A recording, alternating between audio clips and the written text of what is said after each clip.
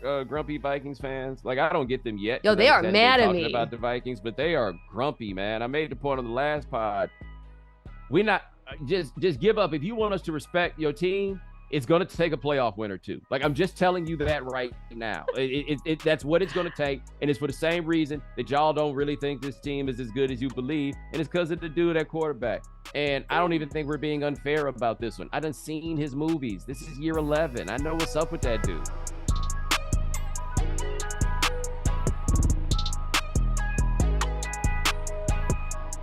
Ladies and gentlemen, welcome to the right time.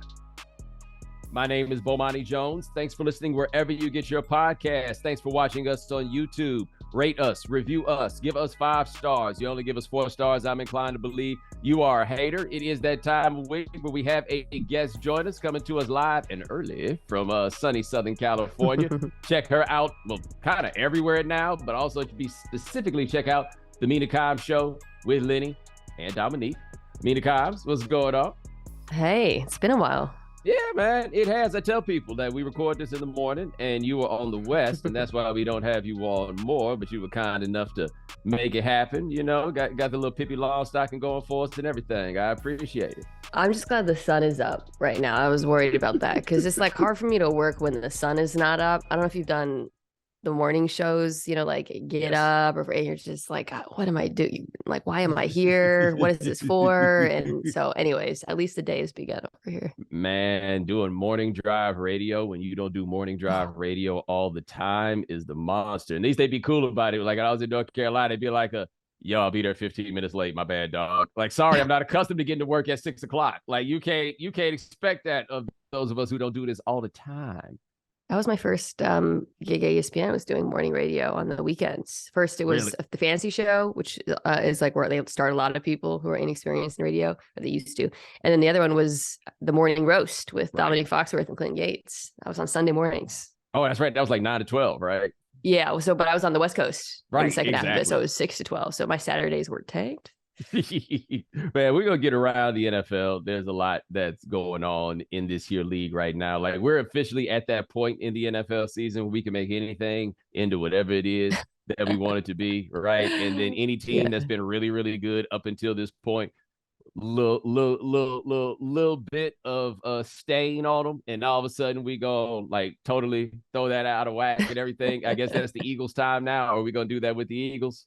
I think we've pivoted from the Bills to the Eagles right now. Yeah. Yeah, that feels right. Yeah.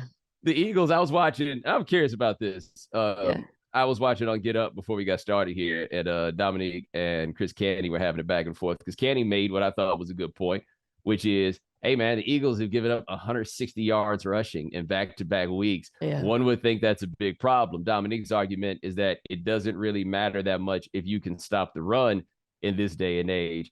I feel like the inflection point on that, however, is well before 160 yards per game.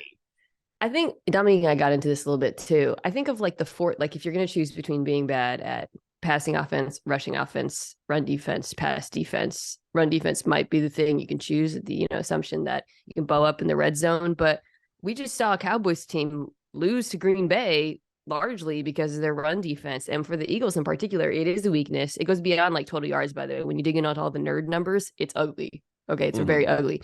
But then when you look ahead to the playoffs, who are the teams they're likely to play? San Francisco, Dallas, which is one of the best rushing teams in the NFL. Hell, even maybe Green Bay, I don't know, or Seattle or whatever. And suddenly you realize, oh, damn, this could be Achilles' heel for an otherwise pretty stacked team. Yeah, I feel like front seven guys look at that differently than Dominique does, right? Like, Dominique's over there, like, run the ball 50 times a game. That sounds like the easiest day I've ever had. Like, I've just always looked at rushing. And I guess the numbers at some point would quantify and capture some of these phenomena, but still, just getting hit in the mouth over and over again and not being able to do anything about it. You're just not going to tell me that that's not a disastrous situation.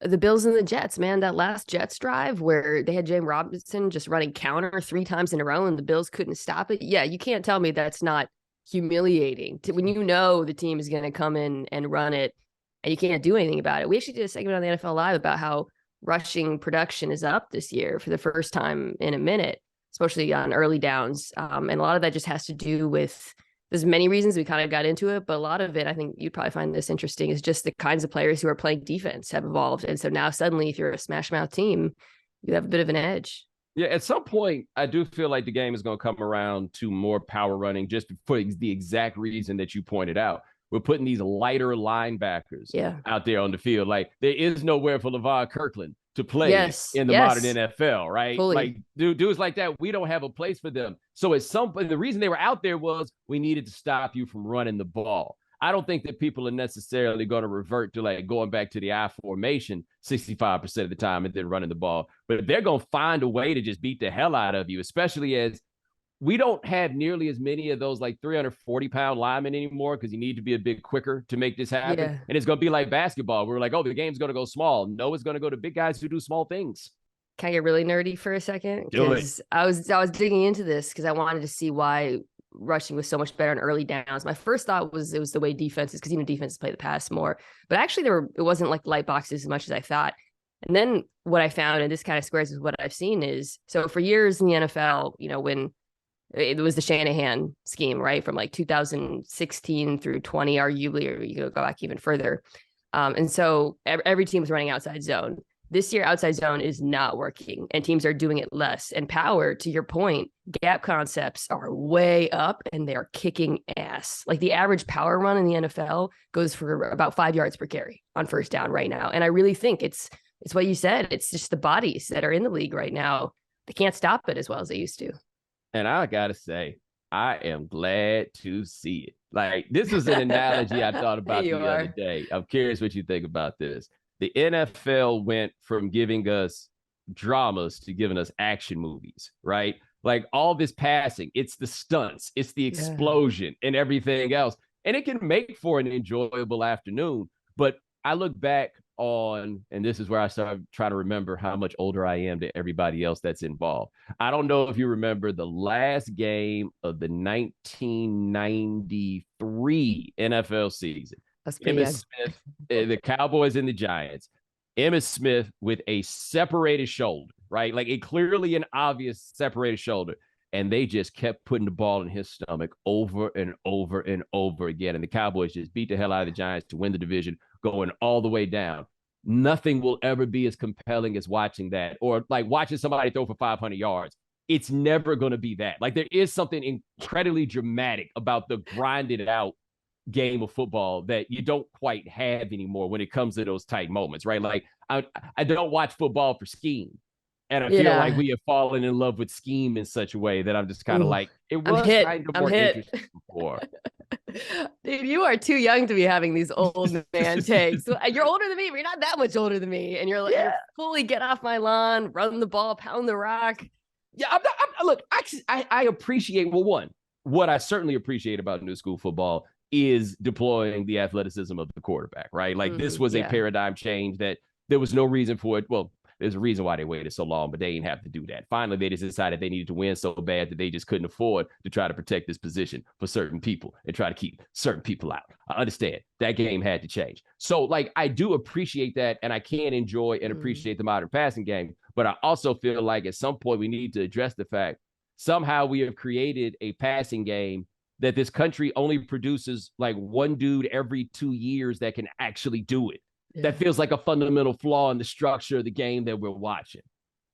Yeah, but then now you've got teams, I think, because of the quarterback run game, who are able to make offense like a lot easier for the likes of a Daniel Jones. Daniel Jones, man, everything it's all turned back around, and now we've got the white rushing quarterback now at the moment.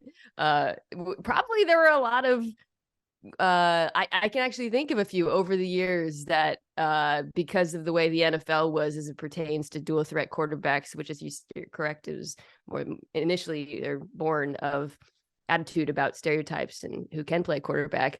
Probably a lot of white dual threat quarterbacks didn't get the shot that Daniel Jones and to a lesser extent Josh Allen is getting now.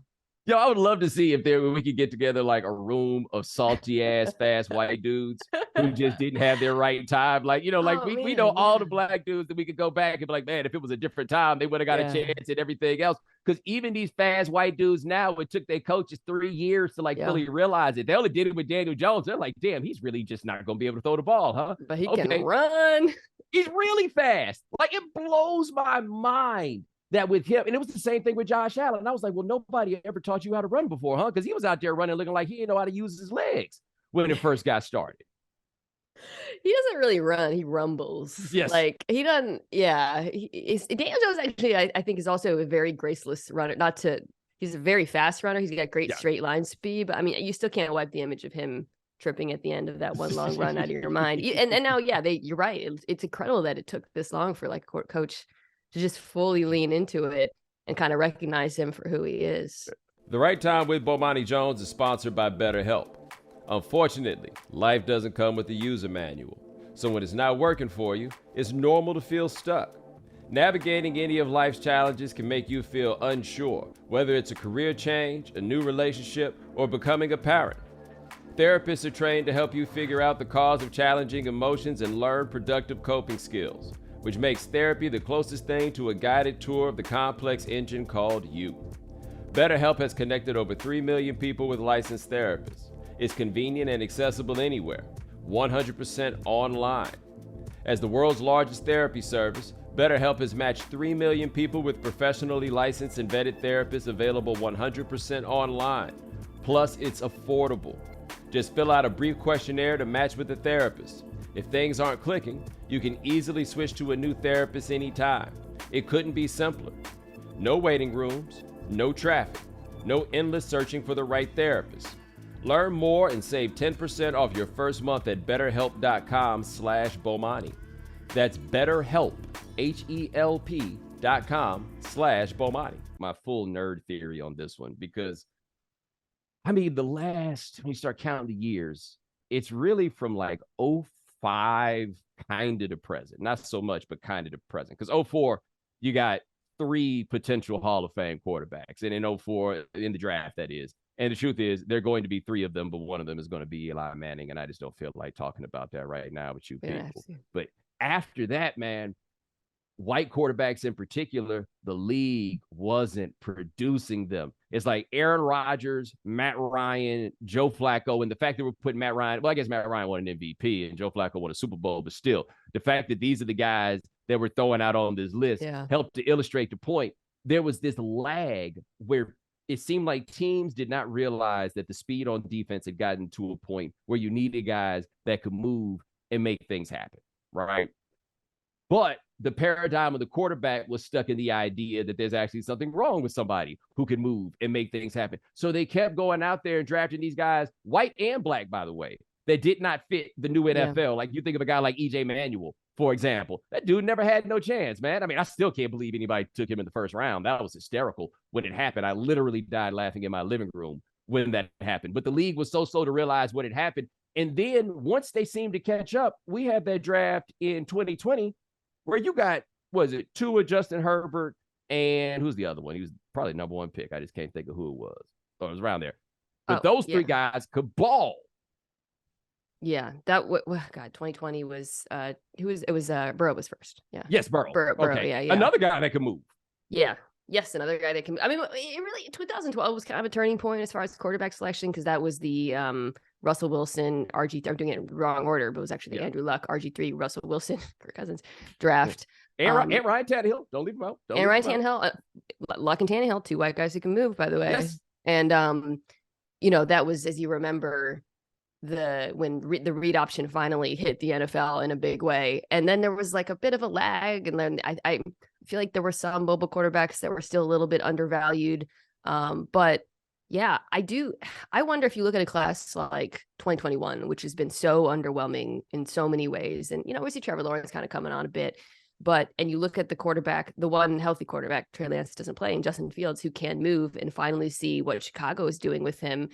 And you wonder, like, okay, but that took a year and a half. Like, we're really still, which is funny. You remember Justin Fields didn't really run. We all knew he was an athletic monster, but he really didn't run that much at Ohio State. But that's no excuse. Like, it's crazy to me that it took this long for the Bears. I mean, granted, there were some coaching changes, but still to lean into that. Like, why else would you take him? Yeah. Like I mean, he has all those physical tools. He's big, he's strong, he's got that arm. He's another not slow release is not the way to put it, but it could take him a while to decide where he's going to wind up going with the ball. Yeah. And to be fair to Justin Fields, I can say the same thing about Josh Allen. Like, there's a lot of guys that fit that description. He's not going to be the quick game guy, and that's fine. Like, Cam Newton was a guy that wasn't going to be the quick game guy. Josh Allen is a guy that's not going to be the quick game guy. But I would have thought if I had Justin Fields, just to buy myself some time, like I'm Matt Nagy, I'm just trying not to get fired. Why don't we just get out here and do what we know this cat can do? And now you're not even buying yourself time. You're buying the quarterback time to figure out how to play the freaking position. Like, you see that with Justin Fields. His processing is ticking up a little bit, and the passing does improve. And he's still not there as a passer, in my opinion. But at least now he's in a functional offense where the threat of the run, and also what he does for the rest of the run game is pretty impressive. Keeps the chains moving, and then he's in more third and manageables, and he's not panicking, and he's not sitting back on, forced to be a drop back passer on third and long. Like, it's crazy to me. I don't know. Like, I would think, like, I mean, we don't have to talk about next year's draft. There's some guys who can move, but it is amazing that it's still, even though there's, like, if you look at the top of the quarterbacks in the NFL right now, so many of them are dual threat quarterbacks, yet at the draft every year, it still feels like it's a little bit devalued. Yeah. And in spite of this, as I was talking about, like, the lag and the quality, like, producing quarterbacks in this league, I got bored the other night and I was just doing some wiki draft page diving. From 2013 to 2016, right? 2017 was a bit of a bumper class because you get Mahomes and Watson, right? 2013 through 2016, except for fourth round pick Dak Prescott, all we got was journeyman. Everybody was a journeyman, including Geno Smith, who now seems to be a capable quarterback. But 2013 draft, journeyman. 2014, journeyman if they're not out of the league. Blake Bortles is already out of the league. Johnny Manziel is already out of the league. Teddy Bridgewater, journeyman. 2015, the only reason Jameis Winston and Marcus Mariota are not yet journeyman is because they got one more team to get to, right? Like, Mitchell Trubisky, congratulations. You're already a journeyman. You got to team number 3. 2016, Jared Goff, just waiting on one more team so he can become a journeyman. Carson Wentz, deep in his journeyman journey. He will be on another team next year as he is the journeyman. And Paxton Lynch got drafted somewhere in there. 2016, that's right. I've already completely forgotten about that gentleman. His journey was right back to the shack. How many stops do you have to go to be a journeyman? 3? I think it's top 3. Top 3, yeah. I think it's top 3. And you know what it probably is? It's that second 1-year contract. And I guess Jared Goff got traded, so he didn't have to go to that second 1-year contract. But that second time that they're like, it might work. You were journeyman. You think the commies are going to go back to Wentz? They can't. I don't think they will. They can't. You know what's so wild about Carson Wentz is, normally when you hear that everybody doesn't like a person, you can see it. And it doesn't seem to be present with him. Like, this seems to come up all the time. It's just like, yo, they don't really rock with him like that. I'm like, wow, what is he doing? Yeah. That's actually a great point. It's not palpable. Like, when he gives interviews, he just kind of seems like a normal run-of-the-mill generic guy. There's nothing that jumps out. It's not like a Rodgers where, like, oh, I could see what's going on there in the locker room. I can imagine the conversations you're having. But when you watch Wentz, you don't see it. And you really don't get that many anonymous stories too about him being like, but yeah, you're right. Like, literally everywhere this dude goes, it seems to end poorly for him. I don't know. That's interesting. Does he run Bible study? Because normally guys like him, they just their connection with everybody else is, because the NFL is a fairly conservative world and a very Christian world, is you come in there and you run the Bible study, and then how can they be mad at you? That was this thing with Reich, that they were both Bible brothers, I believe. But yeah, that you never heard that again. Yeah, you never heard that being a thing that bothered everybody. But I was actually thinking about this the other day. Like, how many quarterbacks are there in the NFL right now that people really don't like? Like, because you talk about the young school, everybody likes all of them. I've found, like, the last probably 4 classes of quarterbacks, for the most part. I mean, Baker's a journeyman. Oh, no, he's got one more stop, right? Yeah, okay. but he's there. He's on the way. He looks like PJ Walker, you're on the way, buddy. PJ Walker, true journeyman. Yeah, but other than him, like, there's no one. They're all pretty like friendly and uncontroversial. Maybe it's because they grew up in the social media age and they just know how to like comport themselves. But that's more of a public thing. I would say even just privately, you never hear about. There's no like even like a Big Ben. Like there's no real like I don't know, polarizing quarterbacks in the league. Well, there's one. Oh, yeah. But amongst his teammates? Your guy. Well, he used to be your guy. Yeah, but he's older. I meant more recently. Oh, yeah, yes. Fair. You're right. My bad. Because Where are you on that with him? Because it's funny. Dominique's like the third wheel here because we're just referring to him because we both talked to him so much. We both have arrived at a place where we feel bad for him. Are you there? Yeah. You're there? Oh, yeah. Okay, you're there with us? Yeah, we've been there. It reached a certain point. So I think I told you this. I've been off like the public Twitter timeline for basically this entire calendar year because it was making me think less of my friends. Yeah. And of course, toxicity and everything else. Yeah. Right. But anyway, so I started using Apple News to get my news stuff. Okay. Man, the way they would bombard me with all these over-the-top Russell Wilson stories that went beyond personality and went to football stuff, and it would be like, some guy has a good game. This is why this team was lucky to take him and not take Russell Wilson. Like it was at every turn that people were coming down on him. And again, it was so wild because for me and you, we're like, this is what it's been, right? Yes. Like this is how. It's not like he went to start playing for like the New York Giants and got into this major media market and now everybody saw it. He went to Denver and it all fell apart. It fell apart because he's bad, right? That's what bothers me about it. You're right. He's always been this guy. He's always been an embarrassing person. Like none of that's new. He never hurt anyone. He's just kind of, from what I gather, like a little bit annoying. It's like whatever. But yeah, I know this is how it always is in sports, but like where basically we view everything through the lens of accomplishment, good and bad. But I think to see so many people take strong public stances the second he kind of falls apart, I don't love that. I don't know. I felt like, am I being soft for thinking this is kind of lame? No, but it just went too far. Like once the kicker started making jokes on the plane, that's when it was like, oh, we're just allowing anybody open season now. Right. I don't care if he's the greatest kicker of all time. Yeah. Right. Like y'all pulled his draws up all the way through his body his first day on the team, I bet. And now he gets the clown on Russell Wilson. Yeah, it's that. It's the tone of it is a little weird, I find. I don't know. He's tough though, man. I don't know who's advising him on like public relations, but he needs new advice. But we also got to get back to him. Like we're just talking strictly football to the question of, is he cooked? Pretty cooked, man. I get asked about this a lot. Like, did he look this bad in Seattle? And it's kind of like a yes and no.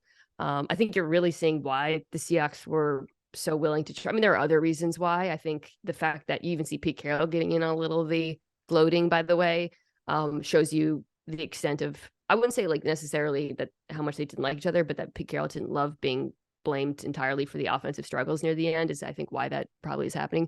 But I would say Russell Wilson's last 2.5, maybe 2 years in Seattle, you saw a lot of what you're seeing now, which is him trying to force the ball downfield when it's not there against certain looks, and then not having the mobility to get out of trouble. And now it feels like that's just been turned up to 11, and nobody there thought that his contract would age well. And I got to think in Denver, I mean, forget about this year. They're linked to him for a minute, and it's that lack of mobility, I would say, that is the most concerning because so much of his game is predicated on buying time. Yeah, I think the reason that people didn't see it is what he doesn't do and what he has never done is throw interceptions. And if you want to keep people off the scent, keep a good touchdown interception ratio, and people will let it slide. That's like at the various points of Tom Brady decline. I think that people were able to get away from it is that he's not going to throw interceptions. Russell Wilson's problem is he's taking 45 sacks a year, basically his entire career. And you and I both know this, and people don't realize it. Sacks are a quarterback statistic. Justin Herbert so far this year, I think, has been sacked something like 12 times. Yeah. Like it's some incredibly low number. He's so good at that. Right. Yeah. And that's with an offensive line that lost their left tackle, who was an all-pro, and him having, the rib situation and everything else. But he's going to get the ball out of there. When those Colts offensive lines were not good with Andrew Luck, he got the ball out of there. The guys who take a lot of sacks take a lot of sacks every year. That's just how it goes. Yep, 100%. Yeah, and it's, for Wilson, it's just the cause of so many 3-and-outs. And then every, maybe like 6 drives. You'll see vintage Russell Wilson. He'll make a crazy accurate throw downfield. Maybe he'll roll out and do something with his legs. But there's just no consistency to what he does in offense in large part because of in the past, he took a lot of sacks, and Watson has the same quality, but it was canceled out by the magic. You'd have maybe like he always took more sacks than other quarterbacks, regardless of who was playing on the offensive line, to your point. But he would always put together these like incredible explosive plays. Now, when the explosives aren't there, you just got a dude who's taking a lot of sacks. And it is alarming because you're absolutely right. That is one of the things that is pretty consistent year to year with quarterbacks. He's lucky now, though, because the Raiders decided to take on all the what's going on in the AFC West. It's like, man, being Josh McDaniels, losing to Jeff, right? And I don't think it's quite as embarrassing, or it shouldn't be quite as embarrassing as people make it out to be, just because, I mean, all the other coaches were there, right? Jeff's the guy to decide when to call the timeouts and all of that stuff, right? Like, it's not like Jeff Saturday went in there and cooked up the amazing game plan that beat Josh McDaniels. However, it's not supposed to be like this. It's so brutal, and it's like especially brutal because there's like 20 different reasons why they're sucking. You know what I mean? Like it would be easier if you could be like, Derek Carr's having a terrible year. But like, first of all, they have the worst defense in the NFL. But like, and the starters haven't really played together. But that's really not an excuse for how bad they've been. They've been pretty unlucky in close games. But there's like blown leads, penalties. They're still shedding their horrible few years of drafts. I mean, this team is like cutting first-round draft picks right and left. And then I don't really know what they can do. Like, what levers are there for them to pull other than firing Josh McDaniels, but then he just got the vote of confidence, kiss of death, maybe from Mark Davis. Oh no, he cool. Mark Davis probably ain't got no money and probably can't afford to fire him. Like Derek Carr, you're done in this town, and I hate it because there are few people that I want good things to happen for more than Derek Carr. Right? Really? Like, oh yeah, like the way he handled that Henry Ruggs thing last year really made me look at him like, hey, that's a man right there. Like that is a grown man who handles things and has a perspective in the world. Like, honestly, Derek Carr, if there was more of you, I would go to church. Like that's how I feel about him. But they can get out from under that money at the end of the year. And again, Mark Davis, it's better now that they have the stadium, but his money game has always been a little weak. And I just don't know if he would have the money to bail on McDaniels' contract. But this is the Josh McDaniels problem as it relates to next year that I don't think anybody is talking about. Okay. Josh McDaniels got to Denver, looked at Jay Cutler and said, no, sir, not me. Not the worst decision he ever had, right? Made the trade, got him out of there. And in that next draft, Josh McDaniels had the opportunity to go get him a quarterback. Now, to be fair, it was a draft that did not have any quarterbacks, okay? But I remember that draft, and the Broncos kept trading down a little bit more and traded all these little incremental trades to get to their first-round pick. And who did they take at quarterback? You remember? And Josh McDaniels' first year? 2010. I'll give you a hint. You can throw the ball better than he can. Was it Locker? No. Tim. Who did they? Tebow. Oh, Tebow. Oh, my God. He's the man that took Tim Tebow in the first round, and the Raiders are going to let that man decide who the quarterback is that they're going to take next year. Do they even have their first round pick? Did they give it to Green Bay? I got to look at the draft. That's a good point. They're in such, well, this is the worst place to be in as an NFL team, which is where you weren't supposed to rebuild. Denver's in this position as well. The team that went all in. The Rams contagion of the NFL, I don't want to, I think some teams are actually profiting from it, but the Ramsification of this league is going to really claim some teams, man, because you got a team like Denver, you got a team like Las Vegas that looked at their roster and said, yeah, we are a playoff team. Let's do it. Chips in, draft picks out. And then when you suck, you're, I mean, have you looked at Denver? Like Seattle has their draft picks, right? They got that Russell Wilson contract. Same with Vegas. It's a team that made the playoffs last year. They should not have, and it was, whatever. But like, they weren't supposed to rebuild. This is in Chicago, where everybody knows what the score is, Like, they're in such a terrible position because of the way they approached this year. I mean, it's the constant with the Saints, but like, the worst thing you can be in the NFL is like misdiagnosing the quality of your own football team. Well, the Raiders, it looks like, do have their first round pick for next year. They do? Looked at Okay. this NFL.com story saying they're in line for the number 2 pick in the draft. Okay. So there you go. Yeah, good for you, Raiders. But the Raiders, not only did they draft poorly, did they not also draft 2 guys in the first round that they had to let go of for criminal issues? Yeah. I don't know if Mullins on or It was Arnett, right? it was Arnett. Yeah, Damon Arnett. I don't think he's Ruggs. on a team. And then of course Ruggs. Yeah. And then Abram, they just cut Abram. Yes. God, there's They haven't cut Cleveland Farrell yet. They must really like him. Was he 4th overall? Yes, that was the nuts. craziest of all the John Gruden picks. Was that one right there? So many bad draft picks on that team. Man. Like when they took Cleveland Farrell, that was one of those. I imagine those 3 Clemson guys, because they had the 3 guys. It was Christian Wilkins, Dexter Lawrence, and Cleveland Farrell on that same line. And none of them, like when they heard that name go first, they all like, what? Yeah, dog. I was shocked that Lawrence went that high because of his position, but he's been really good this year. But yeah. No, I think it's Dave Gettleman. There was no way that you were going to put a very talented, athletic, 350-pound man in front of Dave Gettleman and think that pick was not going to happen immediately. Yeah. What do you call hog mollies? Yes. Them, right? Yeah. Yes. Is that hog molly? I don't know. It feels whenever I say it, I'm like, is that hog molly? You got it. We're gonna get a little more rural in you before it's over. Okay. Yeah. You're right. Like it is probably distracting a little bit. Remember the AFC West every team was supposed to make it to the playoffs. Yes, and now that's going to be the AFC East. I know. Where are you with the AFC East? I mean, there's only one reason I'm not saying they're all going to go to the playoffs, and it's McCorkle. Dude, but the best thing Josh McDaniels has going for him this year is how much Mac Jones has regressed in New England. He can point to that and say, look, guys, everything fell apart. Well hold on. That's the guy that people don't seem to like, right? Like, are we getting those whispers? Okay. Out of Boston? Yeah. There's a little bit of whispers, a little bit of local reporting about some conflict in the building. Just a little bit, simmering. Can you imagine it being Bill Belichick? And you out here getting back talk from Mac Jones? Yeah, I know. Especially Mac Jones playing terribly.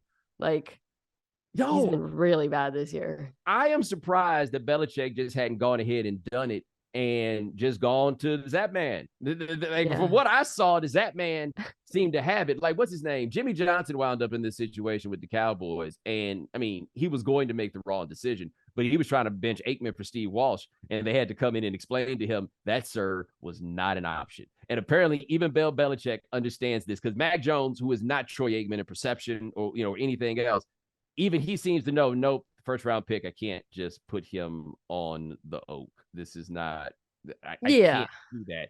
But I can't even say they got a lemon, right? Like, I feel like they bought a Honda Civic, and they knew it was a Honda Civic. And now they out here trying to race people in this Honda Civic. And you can't say I got jobs. Nope, you the one that went and bought a Honda Civic. That's what's so puzzling about it. It's so funny because usually I do the reverse analogy where I say Justin Herbert's a Ferrari and they're driving him like a Civic. Yes. In Los Angeles. But you're right. Like, why does Mac Jones take so many deep shots in this offense? It's not his game. I don't understand. I watched that. I do think, look, a lot of his struggles this year are just on him, but the scheme makes no sense for him. In fact, part of the reason Zap Man looks so good is because he fits into that under center play action offense. Mac Jones just doesn't. You got to do exactly what Nick Saban did. Put him in the gun, spread things out, just let him read the field and pew his way up, and like they seem determined. Again, turns out maybe like hiring your buds as offensive coordinator when they've never done it before might not be the best solution. But they seem like determined to make him a guy he's not. And every time he tries to go downfield is when he gets into trouble because his arm ain't like that. If you're hiring, you know the struggle. Quickly finding the best candidates for your team can seem like an impossible task. From accountants to zoologists, ZipRecruiter makes it easy to find the right person for the job. Let ZipRecruiter narrow down your search. Their powerful matching technology finds the right candidates for you. See someone who stands out? With ZipRecruiter, you can invite them to apply with one click. It's not just a job board. It's an intelligent suite of thoughtful tools designed to make hiring easy. Filter, review, and rate candidates. all from one easy-to-use dashboard. In fact, 4 out of 5 employers who post on ZipRecruiter get a quality candidate within the first day. When you're ready to build a winning team, let ZipRecruiter help you build the perfect roster. You can try it free today at ZipRecruiter.com/Bomani. That's ZipRecruiter.com/BOMANI. ZipRecruiter, the smartest way to hire. I want to go back to something you mentioned earlier, the ramification of the league, because I enjoy it because we see trades, and we went through this long thing, like kind of nerdy economic theory, but an important point. You can only have a market for something if there are different valuations from people in the market. And what happened in the NFL was everybody started using the Jimmy Johnson draft chart. Therefore, nobody would really make any trades because they were all measuring utility the exact same way. So if it was a good trade for one side, it was by definition a bad one for the other.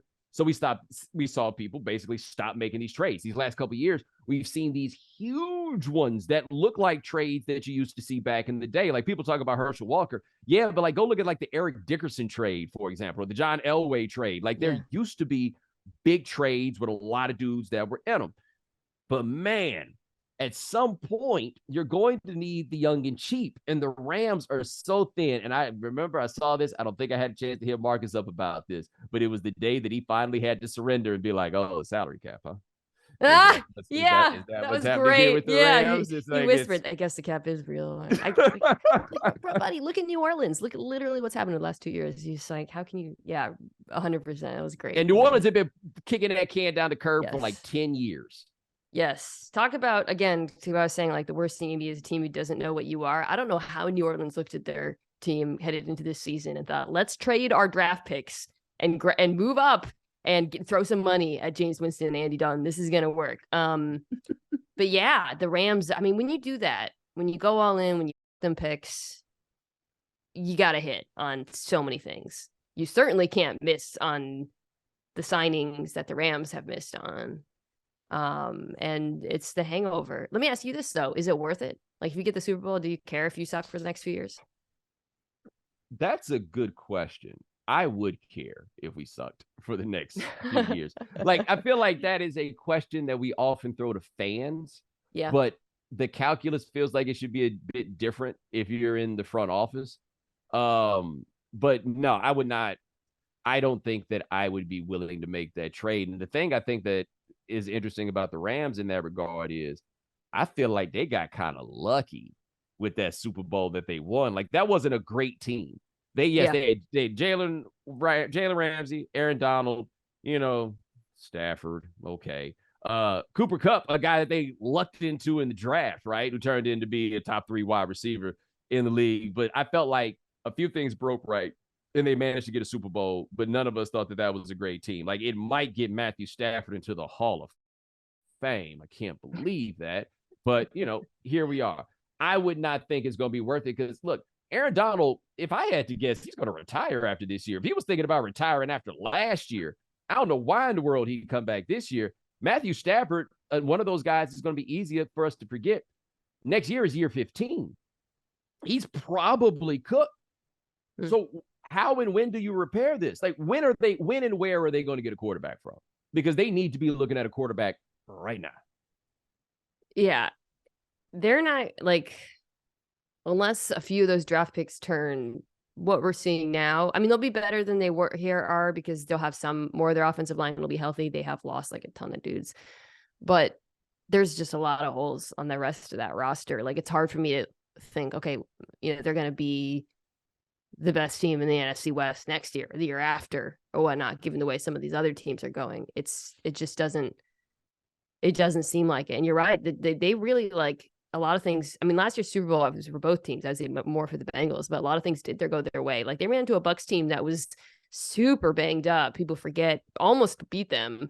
Like, the margins when you win a Super Bowl are so small for so many teams. Like, so many things have to go right. And that's partly why I don't like tanking generally, and I don't like the Super Bowl or bust mentality as a fan. If I was a fan, I'd rather just be competitive every year. I know that not everyone agrees with that, but like, you're there. Okay. I don't want to lose games. I'd rather watch. This Seahawks season has been really freaking fun. Like, they're I know they're not a great team, but I don't care. I'd rather watch them play a good game every weekend. That's where I am with fandom. And that's something that's changed in me recently. Yeah, speaking of fans, do you get grumpy Vikings fans? Like, I don't get them yet Yo, because I they just are hadn't been mad at talking about me. the Vikings, but they are grumpy, man. I made the point on the last pod. We not just give up. If you want us to respect your team, it's going to take a playoff win or two. Like, I'm just telling you that right now.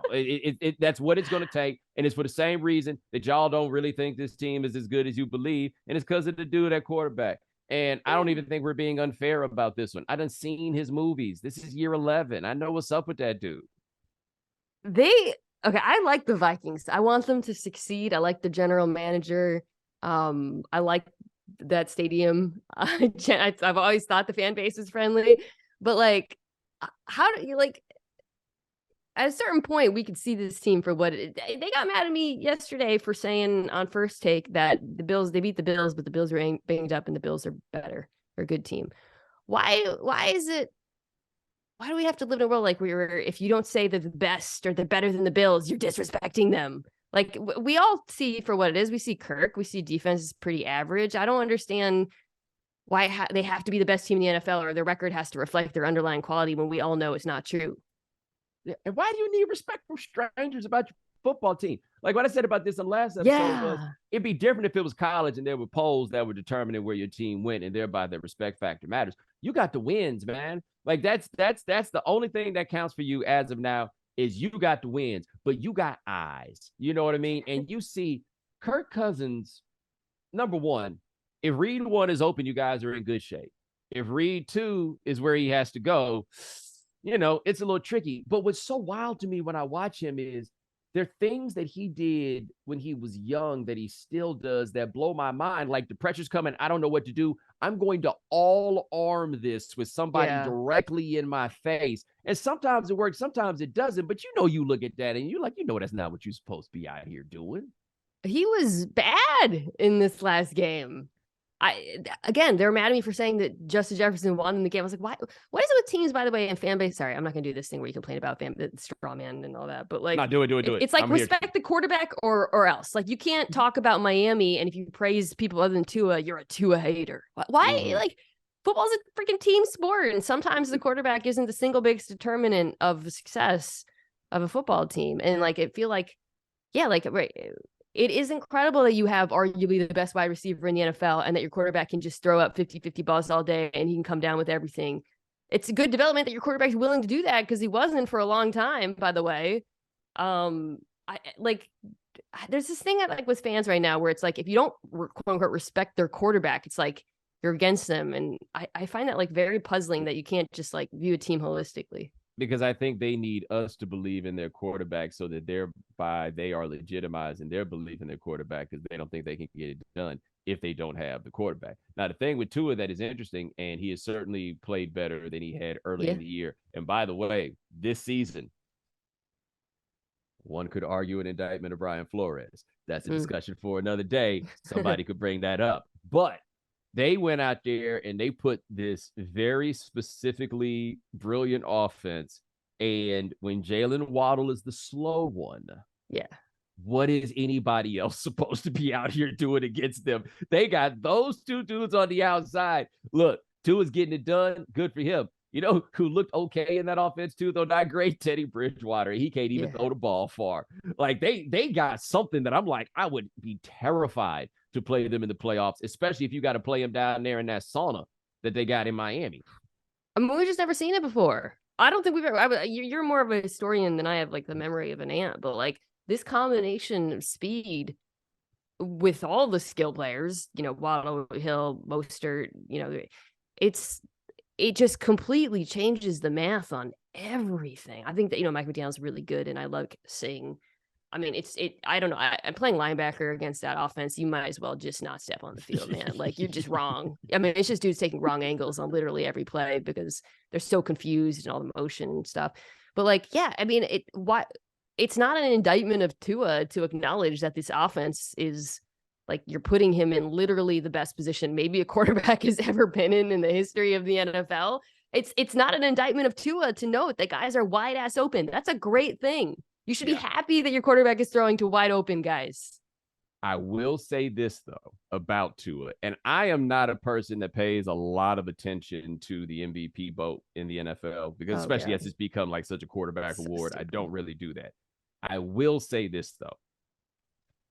When you're averaging 9 yards an attempt in the NFL, if you put that together for a whole season, you're probably the MVP. You know, I saw this guy, sometimes because my pod, Stephen Ruiz, had a tweet that I thought was interesting, where he put up great. Like, he's a really good NFL writer. Yeah. He put up like, okay, you know, Mahomes, Tua, Jalen, I think those are the 3 quarterbacks. If you look at the offenses, which of these offenses, and you get to choose someone, are you taking the quarterback first? That's your MVP.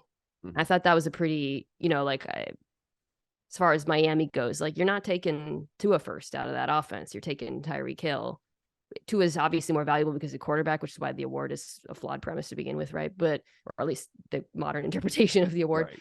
But like, Patrick Mahomes is the one who lost Tyreek Hill. It's just hard for me to not recognize the fact that he has literally not lost his step and still makes like insane plays every weekend. I mean, I know he's getting kind of LeBron-ized a little bit in terms of like how we talk about him and stuff, but like what he's doing, what he continues to do year after year is just insane.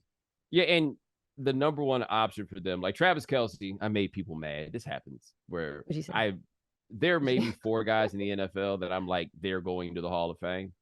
And it's not a statement about the way the other guys play as much as my skepticism of the voting committee.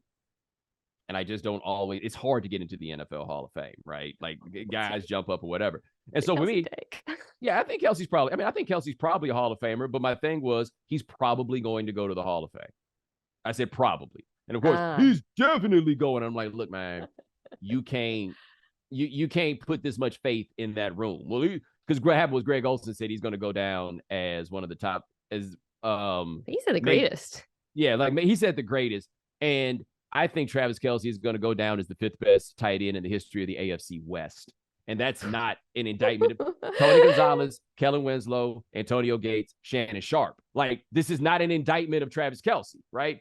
But I do worry about a team whose best receiving option is a 30-something-year-old version of Travis Kelce, which is just not to say that he isn't good, but he's not Gronk, right? We're not where you could set Gronk out wide and march all the way down the field to win the AFC Championship just one-on-one with him in ISO like it was the NBA. Kelce isn't that dude. And that's the thing that worries me is how threatening are Kadarius Toney and like Mecole Hardman going to be, though I am high on Kadarius Toney. I don't care. Dude, did you see him in this? Oh my God, that dude. First of all, Andy Reid, Eric Bieniemy have already figured out how to use him in a devastating fashion. I mean, and I think the part of the reason I still believe in the Chiefs offense year after year is just what they're able to do on the field schematically.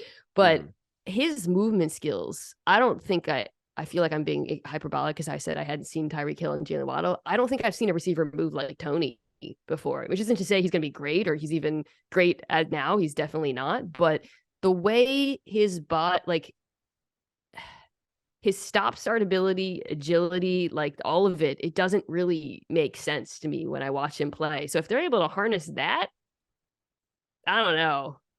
I think Juju's really good in that offense too, by the way. Yeah, good to see him come around, right? Because he's fun. Like they just telling the boy to stop having so much fun. You don't ever want to be the person to tell a youngster to stop having so much fun. They were telling him to stop having so much fun. I'm glad he's in a position where he can have fun again. I really wish he didn't. I rant about this all the time. Go back to that for Pittsburgh that year, because remember he could have just done this last year. He was supposed to sign in Kansas City, and then he wasted all of our time and played another year with Big Ben. Alternate history, maybe the Chiefs are in the Super Bowl if Juju goes there, and we're not saying too high freaking 800 times last season because he's an underneath option for them. Right.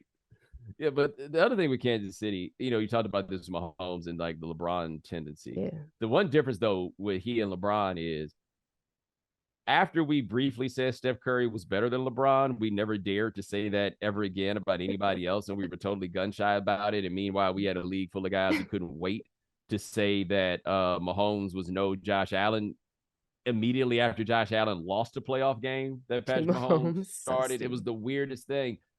That dude is still the best one in the league, and he's going to be the best one in the league for a long time. And it will be, somebody did an article about this a few years ago where they really looked at the stretches in which quarterbacks were the best in the league.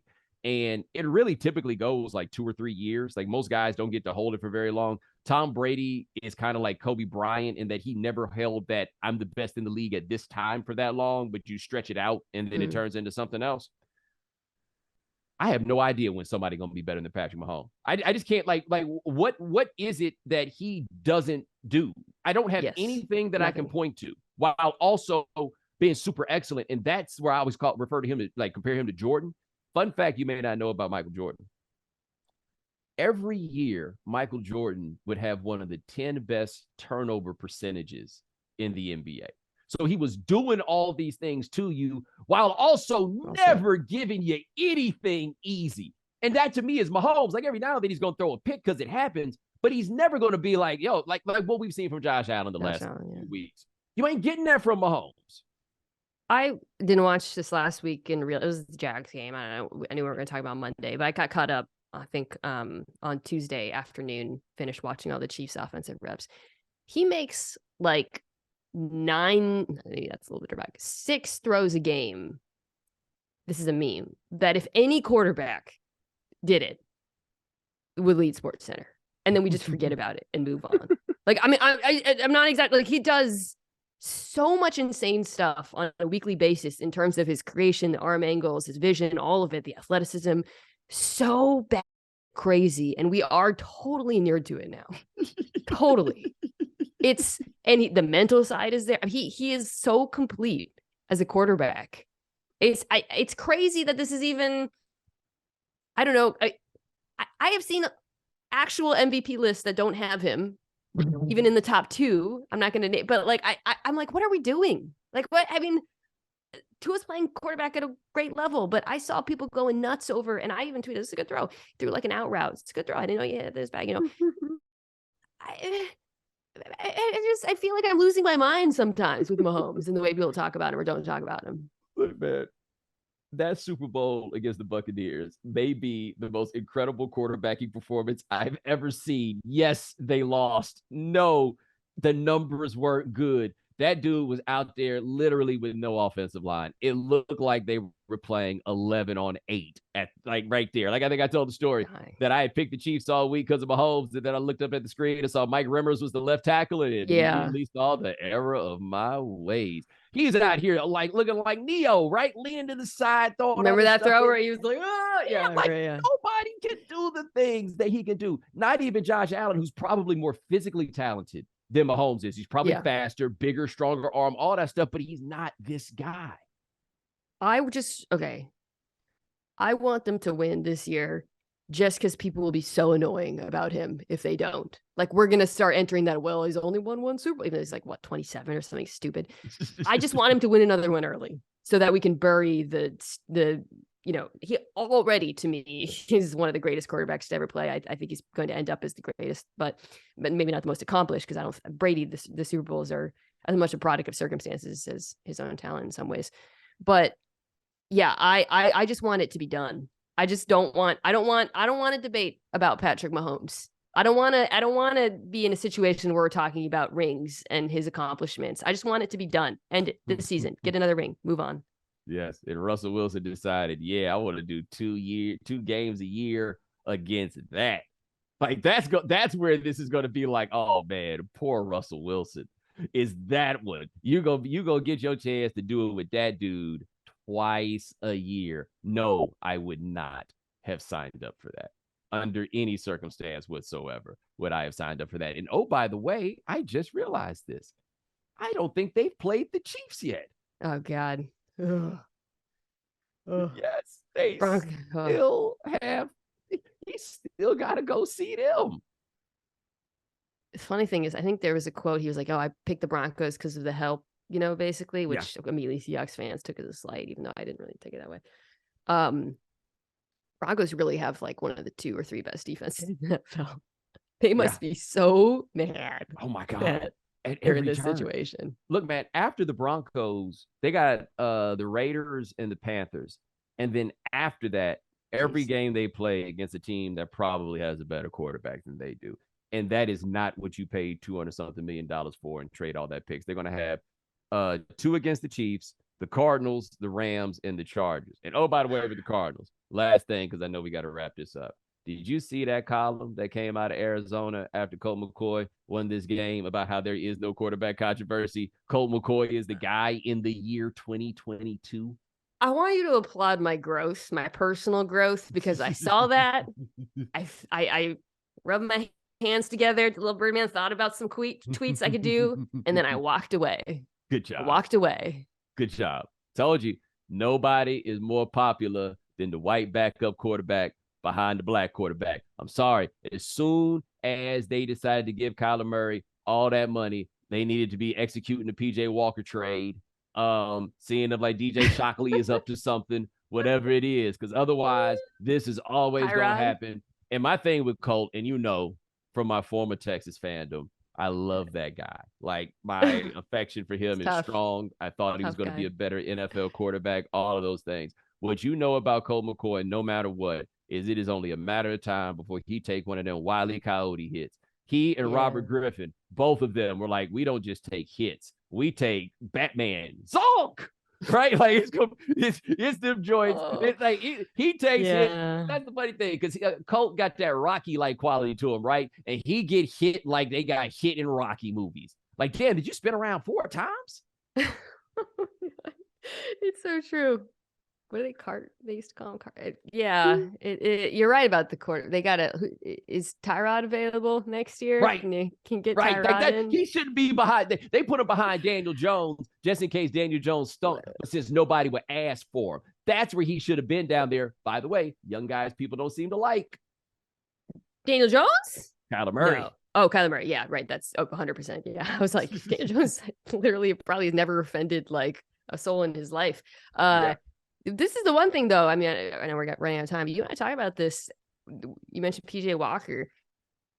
There are more black journeyman quarterbacks in the NFL right now than any time in the history of the league. Yes. That's when you know equality has been not the starters. The journeyman. No. Once you got to like journeyman number 3 at the same time, then yes, you had Tyrod, journeyman. He's living. Geno Smith.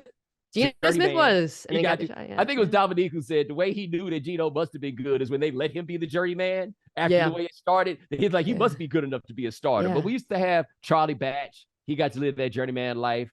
Rodney Peete. People really liked him. He got to live that journeyman life. Backup quarterback, especially journeyman, is the equivalent of just like a vibes guy. Like, it's often not based on merits, right? It's people like, we liked him in the building, which is why it's always been reserved for the white bro who like is cool with the starter. So the fact that that's changed a little bit. Well, and it's important because we're seeing more journeyman ascension than we used to. Like Josh McCown went from journeyman to NFL starter in his 30s, for example. Geno Smith is going from journeyman to NFL starter in his 30s. Like, if you can hang around, maybe Tyrod will get another chance, all that bad luck. And I'll just never let Buffalo fans forget. Y'all was running that man off the job, not so you could get Josh Allen, but for the Peter man. Peterman. Isn't he still somewhere? He was last with Vegas, I think, but he pops up every now and then. It's like, Peterman. There he is. Yeah, his vibes must be excellent, man. that's all that is. Mitchell Trubisky, already a journeyman. Saw him when I was compiling my journeyman list. He is already there in full on journey. Sam Darnold, already a journeyman. Josh Rosen, a journeyman whose journey is over, if I am not mistaken. We need the next wave, like Dobbs in Cleveland. I feel like could be that. He seems to have really good vibes. Yes. I feel like he's one who could be on. We could look at his Wikipedia page at the end of this, and he could have been on like 15 teams. Just lots around. of pictures of him in baseball caps, patting dudes on the back, like holding the tablet and going like this to the young quarterback to let him know. Is the backup journeyman quarterback who gets paid, maybe you finish with about like $20 million a career. Is that the best career in professional sports if you're not actually extremely good at professional sports? Gotta be. Because like the kickers lose it out of nowhere. Yeah, people get mad at you. Yeah, but the thing that happens to the kicker is all of a sudden you don't feel like you can kick anymore, and then it's a wrap. Yeah. Like, that's what I'm learning from this season with Geno Smith and also from Stetson Bennett in college really is the power of confidence and just how much feeling like you can do this improves your play. And when you think about it, Carson Wentz, it's gone. He's too physically talented to be this sorry. You know what I mean? But it's gone. And so we see it with these guys. We're like, oh, man, now they're done. They're done the moment they think they're done. And then once they think they might be done, it just goes completely off the table. That's totally true. Were you watching the Chargers game this on Sunday night when Justin Herbert briefly went out with a concussion, or he was checked for a concussion? Chase Daniel comes in, takes about 3 snaps. I think he averaged like $1 million per snap, trots back out. Thief. The bag I shouldn't call him a thief. Good for him. You know what I mean? Because he changed the game. Once he got that $7 million a year contract, it completely changed the backup market. And like a guy like Tyrod now could get like $10 million or something like that to be a backup because they completely blew the market for why? Like at no point was it like he's kind of like a starter. It never was that. No, I don't know. It's so stupid. Vibes, I guess. Vibes. But Mina Kimes, you got the vibes. I appreciate you. Goodbye. All right. Check her out. Mina Kimes Show featuring Lenny. You also hear Dominique Foxworth on that. Check her out on NFL Live and all the places. And ladies and gentlemen, thanks so much for joining us here on The Right Time. Thanks for joining us on YouTube. Adi Khan, Dan Stancic, Parker Owens handling things behind the scenes. Thank you, gentlemen. Remember, follow The Right Time. Rate us, review us, give us 5 stars. You only give us 4 stars, I'm inclined to believe you are a hater. And we'll talk to you guys in a couple of days. Take it easy.